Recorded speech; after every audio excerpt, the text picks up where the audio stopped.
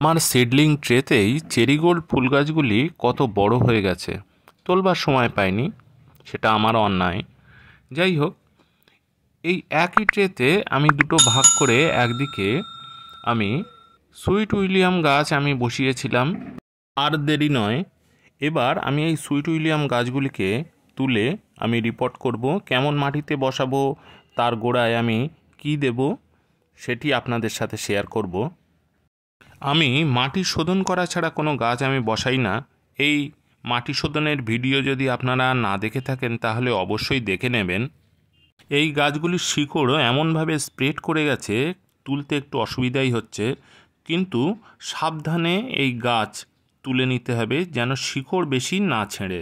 এবছর যত সিডলিং তৈরি হয়েছে তার 99% গাছই কিন্তু সুস্থ সবল আছে। তার কারণ একমাত্র মাটি। দেখুন কি সুন্দর রুট ডেভেলপ করেছে। এবার আমি এই শোধন করা মাটি আমি এই গ্রো ব্যাগে ভরে নেব। অর্ধেকটা পরিমাণ আমি ভর্তি করার পর তারপর আমি গাছটিকে বসিয়ে উপর থেকে আবার মাটি দিয়ে দেব। গাছের শিকড় যদি ভালো থাকে তাহলে গাছ সুস্থ সবল থাকে, তাই আমি ব্যবহার করছি ট্রাইকোডার্মা ভিরিডি। আমার সব মাটি শোধন করা। ট্রাইকোডার্মা ভিরিডি না দিলেও কোনো অসুবিধা ছিল না, কিন্তু আমি কোনো রিস্ক নেব না।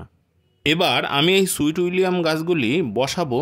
দেখুন কত সুন্দর রুট গ্রো করে আছে, কিছু শিকড় ছিঁড়ে গেলেও গাছটি সুস্থ সবলভাবে বেড়ে উঠতে পারবে।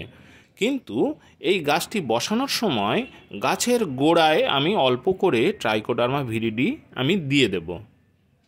এটি একটি জৈব ছত্রাকনাশক।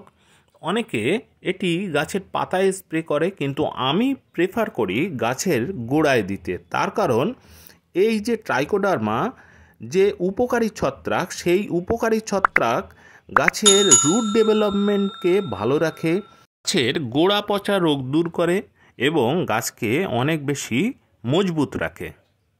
এবার আমি উপর থেকে মাটি দিয়ে গোড়া ভালো করে চেপে দেব এবং জল দিয়ে একটা ছায়া জায়গায় আমি 1-2 দিন রেখে দেব। আমার মতো আপনারা আপনাদের ছাদ বাগানে বা অল্প পরিসরে যতটুকু জায়গা আছে তাতে গাছ করুন, এতে শরীর মন দুটিই ভালো থাকে। আজ তাহলে এই পর্যন্তই বন্ধুরা, টাটা।